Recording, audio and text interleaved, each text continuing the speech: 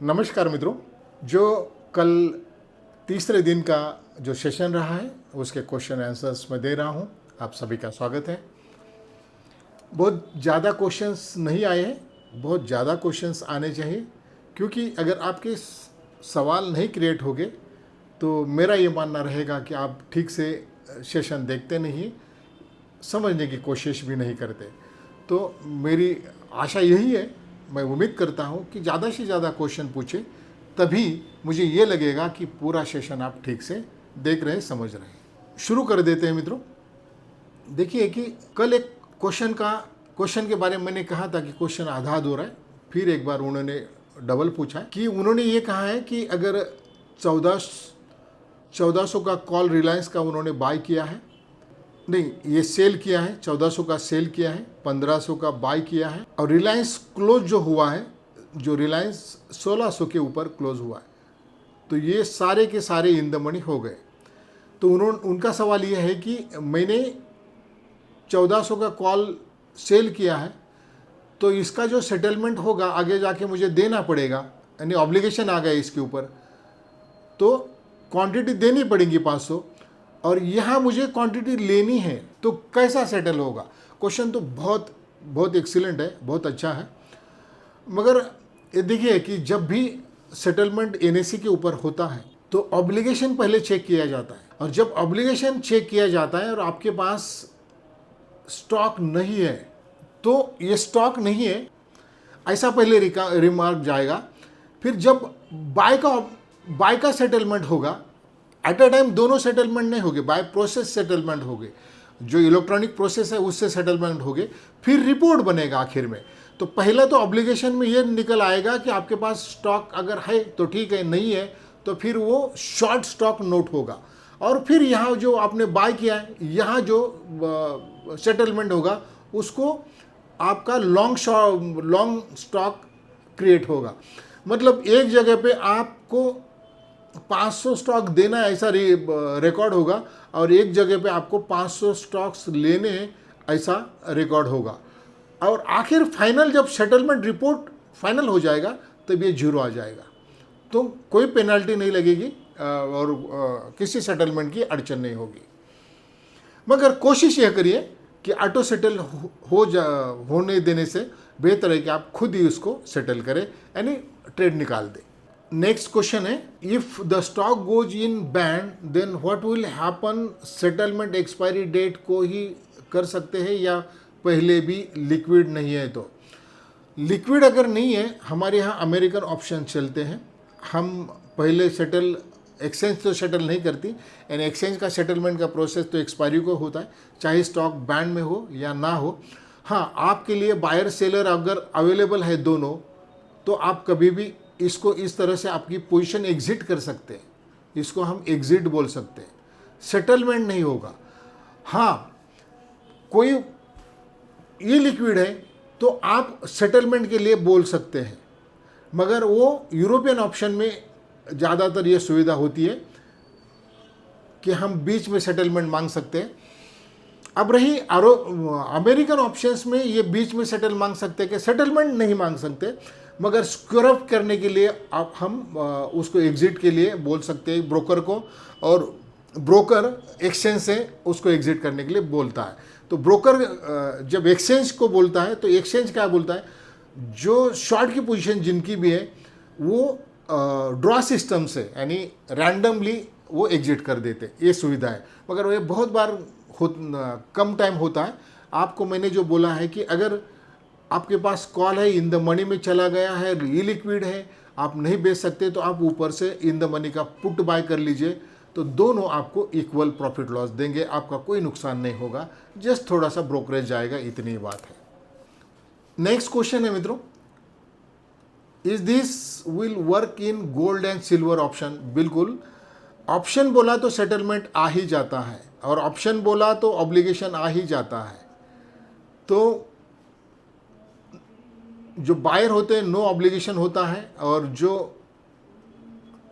जो सेलर होते हैं उनका ऑब्लिगेशन होता है। तो ये बात अगर है ही है, तो चाहे कोई भी प्रोडक्ट हो, गोल्ड सिल्वर हो, वो इस तरह ही सेटल होता है। उन्होंने Sir, we would like to understand how 0.5 delta derived. Delta and gamma will be the same for all stock and index or it will vary. तो पहले इसका जवाब दे देता हूँ। मान लीजिए कि निफ्टी 23,000 पे है स्पॉट, और आपने इसी का कॉल बाय किया है 23,000 का, और इसका डेल्टा 0.5 है। तो जब ये 24,000 तक चला जाएगा निफ्टी, तो 100 पॉइंट चला जाता है। तो ये 100 पॉइंट की रैली निफ्टी ने कर ली है, तो 100 पॉइंट के हिसाब से 0.5 का डेल्टा है। मतलब ये है कि 1 पॉइंट अगर निफ्टी बढ़ेगा तो आधा पॉइंट आपका ऑप्शन का वैल्यू बढ़ेगा, आधा पॉइंट। तो सीधा है कि 100 पॉइंट अगर निफ्टी बढ़ेगा तो आधा इसके कितना होता है, 50 पॉइंट निफ्टी बढ़ेगा, सीधा सीधा। इस तरह से मल्टीप्लाई किया तो भी चल सकता है। तो इसका कैलकुलेशन इस तरह भी आप कर सकते हैं, 100 इंटू 0.5, जो डेल्टा का जो रेशो है, मल्टीप्लाइंग फैक्टर है, उसको ऐसे मल्टीप्लाई किया तो 50 का आंसर आ जाता है। तो डेल्टा का ये जो फैक्टर होता है वो मल्टीप्लाइंग फैक्टर होता है, वो एक से ज़्यादा कभी नहीं होता, ध्यान रखिए। और डेल्टा और gamma will be the same for all stock index, नहीं मित्रों, ये डेल्टा गैमा सभी का अलग अलग होता है। विक्स के साथ, इम्प्लाइड वोलेटिलिटी के साथ ये सारा चेंज होता है। तो विक्स इम्प्लाइड वोलेटिलिटी को चेंज करता है, implied volatility gamma delta change करता है। तो इस वजह से, क्योंकि टाइम प्रीमियम भी बहुत मैटर करता है, तो अलग अलग होता है, ये आंसर है। सर, जैसा निफ्टी का प्रिडिक्शन देते हैं तो हमें किस तरीके से ऑप्शन में काम करना है, या हमारे को आप बता सकते हैं क्या? तो निफ्टी में जिस तरह से प्रिडिक्शन देता हूँ सर, जैसे निफ्टी का प्रिडिक्शन देते हैं तो हमें किस तरीके से ऑप्शन में काम करना है, या हमारे को आप बता सकते हैं क्या? तो बता सकता हूँ, और बिल्कुल बताने वाला हूँ। आगे जाके आप सुनते रहे कि बहुत ये मार्केट वाइड है मित्रों, ये 7 दिन में ये होने वाला नहीं। तो अगला जो गोल्डन मेंबरशिप है ना, इसमें ये सारी बातें प्रिडिक्शन वगैरह मैं सिखाने वाला हूँ। इसके लिए आप 7वें दिन का इंतज़ार करिए। नेक्स्ट क्वेश्चन है मित्रों, when are we starting to learn investing. अब ये 6 डे को ये सारा प्रोग्राम है, तो आप 6 डे तक इसको वेट करिए। ये सवाल ही मुझे समझा नहीं, तो अगर किसी जिनका सवाल है जायसवाल साहब का, तो उनको ये रिक्वेस्ट है आप फिर दोबारा इसको सवाल पूछे, क्योंकि मुझे तो कुछ भी नहीं समझा। Can we compare this implied volatility with open interest, index up and down decide stock up and down, और stock up and down decide index up and down. तो सवाल तो मुझे जहाँ तक समझा है मैं समझा देता हूँ। पहले बता देता हूँ कि index can we compared with this implied volatility with open interest, नहीं। ओपन इंटरेस्ट एक चीज़ अलग है, इम्प्लाइड वोलेटिलिटी एब्सोल्यूट अलग है। इम्प्लाइड वोलेटिलिटी प्रीमियम तय होता है इस इम्प्लाइड वोलेटिलिटी के हिसाब से, यानी कौन से स्ट्राइक को कितना प्रीमियम होगा, ये इम्प्लाइड वोलेटिलिटी बताता है। ओपन इंटरेस्ट, दो कॉन्ट्रैक्ट, एक बायर और एक सेलर में जो फ्यूचर और ऑप्शंस में जो ट्रेड होता है, उसको ओपन इंटरेस्ट बोला जाता है। तो ओपन इंटरेस्ट मैंने ठीक से समझा है आपको। अगर नहीं समझा तो फिर आज के सेशन में क्वेश्चन बोलिए, फिर एक बार दोबारा ओपन इंटरेस्ट में समझा देता हूँ।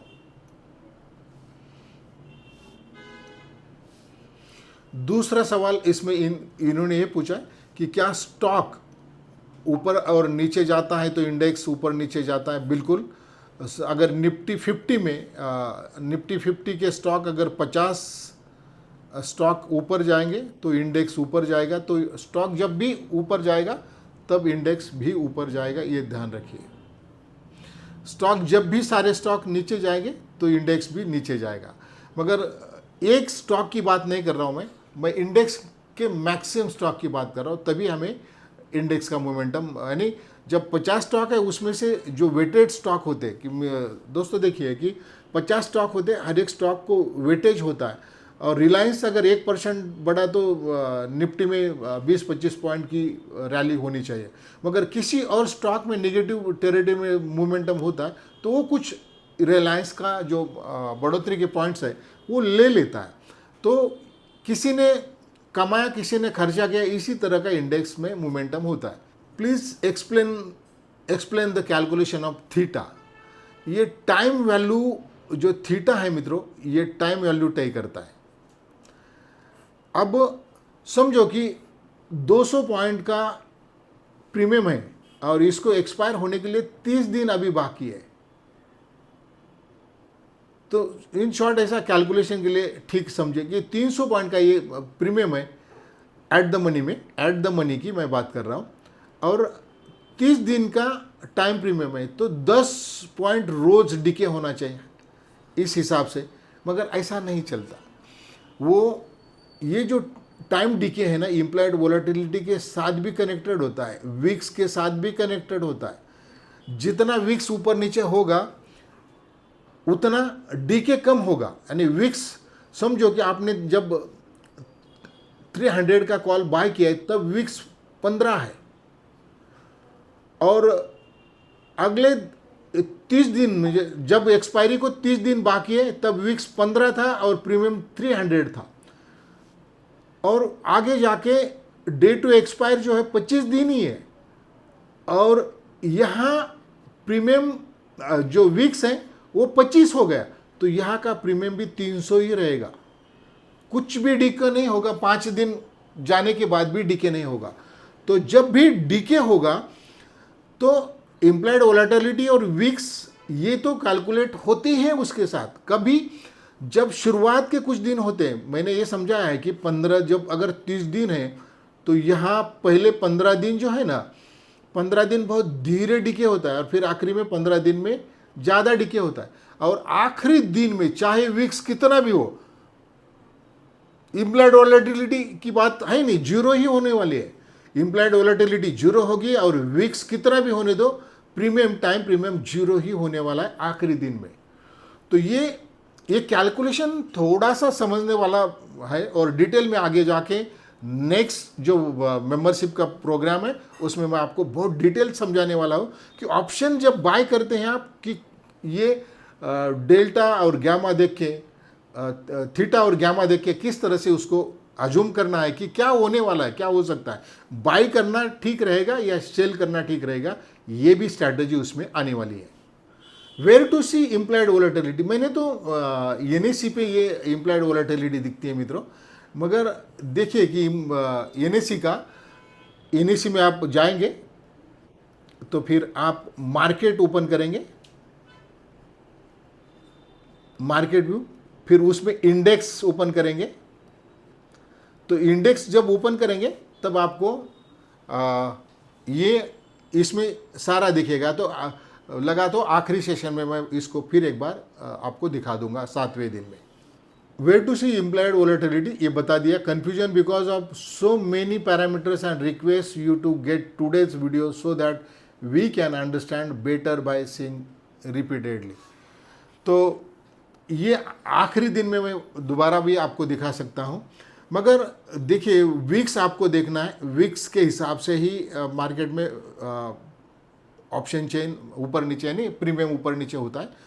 इम्प्लाइड वोलेटिलिटी हर बार देखने की जरूरत नहीं, वीक्स माना तो बराबर, वीक्स बढ़ा है तो प्रीमियम बढ़ा है, ये समझ में आ जाता है। और प्रीमियम जो होता है वो अपने आप एक जो साइंटिफिक कैलकुलेटर होता है उससे कैलकुलेट करके ही आता है। तो हर बार आपको which option strike should be selected for better results. और सर निफ्टी को कैसे हेज करना है, अगर 50 स्टॉक 1 लाख में हेज करना है, तो ऐसा कुछ सवाल दिखता है। सर शेयर को निफ्टी टू कैसे हेज करें निफ्टी 50 के साथ, 1 लाख एंड निफ्टी 50। तो 1 लाख में तो सारे निफ्टी 50 के स्टॉक नहीं आएंगे, मगर आप कोई भी स्टॉक बाय करते हैं जो निफ्टी में है, निफ्टी 50 के कोई भी स्टॉक आप बाय करते हैं, उस स्टॉक का 50 स्टॉक में जो भी स्टॉक आप सिलेक्ट करते हैं उसका डेल्टा क्या है, उसका डेल्टा निकालना है। अगर डेल्टा है तो निफ्टी के दुगने 2 लॉट्स आपको शॉर्ट करने पड़ेंगे। मतलब ये कि 1 लाख का अगर आपका स्टॉक है और इसका डेल्टा 0.5 है, तो आपको आधा अगर आपके निफ्टी 50 के स्टॉक में से कोई भी आपके पास स्टॉक है तो इसका अगर बीटा वैल्यू बीटा वैल्यू 1 है तो 1 लाख का ही निफ्टी आपको शॉर्ट करना पड़ेगा। अगर आपके पास उसका बीटा वैल्यू 0.5 है तो आपको इस 50,000 का ही निफ्टी शॉर्ट करना पड़ेगा, मगर 50,000 का निफ्टी 1 लाख का निफ्टी आप तय नहीं कर सकते। तो फिर उस टाइम आप ऑप्शन में चले जाइए, या फिर आप निफ्टी के समझो कि 7 लाख का निफ्टी का लॉट होता है तो आपके कम से कम उस हिसाब से आपकी क्वांटिटी इक्विटी में भी होनी चाहिए। तो इक्विटी में आपके स्टॉक को हेज करना ये कैलकुलेशन है, जितने स्टॉक आपके हो गए 1 2 3 और उस हिसाब से उनका वैल्यू अगर है, अगर 3 लाख का वैल्यू है तो आप निफ्टी का आधा लॉट नहीं शॉर्ट कर सकते, आपको निफ्टी का पूरा लॉट ही शॉर्ट करना पड़ेगा। और जब जो बीटा है वो 1 होगा, बीटा 1 होगा तभी आप निफ्टी का इक्वल लॉट शॉर्ट कर सकेंगे। बीटा ज़्यादा है, बीटा ज़्यादा भी हो सकता है, 2 भी हो सकता है, तो फिर ये 3 के बजाय 6 लाख का निफ्टी आपको शॉर्ट करना पड़ेगा। तो बीटा वैल्यू ज़्यादा देखना जरूरी है। और बीटा तुरंत मिलता है किसी भी टर्मिनल पे जहाँ भी आप काम करते हैं, वो आपने उस स्टॉक को निकालने के बाद, यानी इस पे भी जा सकते हैं आप मनी कंट्रोल में, आपके पास कोई दूसरी सुविधा नहीं तो मनी कंट्रोल में जाने के बाद स्टॉक सर्च में आप डालेंगे तो उसमें बीटा वैल्यू तुरंत दिख जाता है स्टॉक का। एक्सो इंडिया स्टॉक होल्ड और सेल, मित्रों ये क्लास किसी स्टॉक को रिकमेंड करने की, उसके ऊपर एनालिसिस देने की नहीं है। जब 6वां दिन आएगा तब हो सकता है इसका केस स्टडी भी मैं, अगर मुझे ध्यान में रहा तो मैं इसका केस स्टडी में भी उल्लेख करूंगा, या फिर आप 5वें दिन इसको क्वेश्चन में रेज करिए, फिर 6वें दिन में मैं इसको आंसर दे पाऊंगा। आज के लिए इतना ही हो गया है, पूरे जितने सवाल थे उनका जवाब दे चुका हूँ। थैंक यू, जय हिंद।